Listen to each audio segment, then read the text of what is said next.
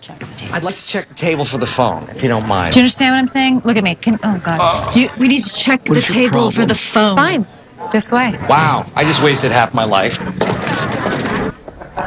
Two comedy powerhouses there, Steve Carell and Tina Fey, star together in Date Night. So we want to know, should we see it, rent it, or skip it all together?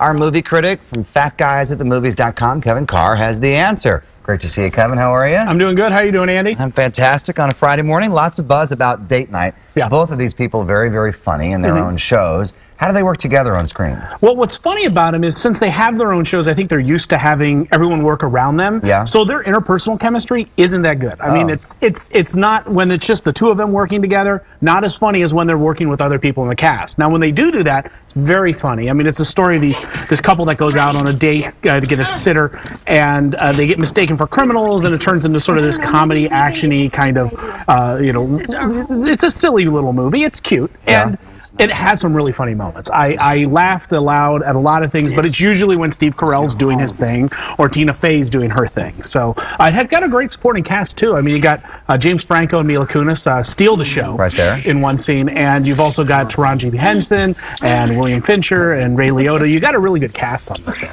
It actually looks funny, just from the clips we're showing here, the expressions on their face. Yeah. They're both very good deadpans. Yeah. Oh, yeah. Tina and Steve. All right, so is it a good date night movie, in your opinion? It's exactly what you need for a date night. It's a very safe movie to go out on a date with.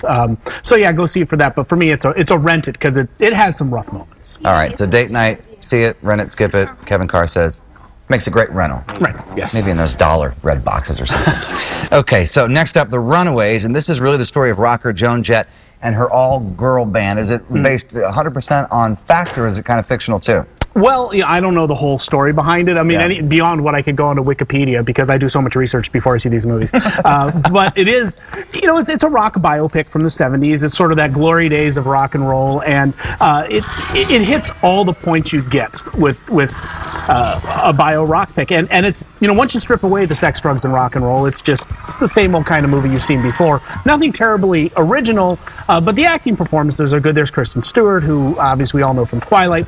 Dakota Fanning plays the lead singer of the band, who actually it's more about her. And she actually does a great job, kind of a transitional performance for her to become a grown-up. But Michael Shannon, who plays her crazy manager, he actually is the best part of the film. But overall, it's, I kind of been down this road before, and unless you're a huge fan of the Runaways or Joan Jett, probably a skip it.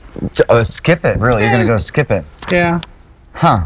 What was the movie with Kate Hudson when there was the band on the bus and then she... Oh, yeah. It seems like that to me, the same sort of premise. Was she playing a Janis Joplin role? I forget. It was Always Famous, or Almost Famous. Almost Famous. Which was Cameron Crowe's sort of fictionalized account of his life. Okay. So that one was actually really good. That gave us a little bit more, but this one's a little, like I said, I've seen it all before, just with different actors. So no big surprises in either movie, Date Night or Runaways.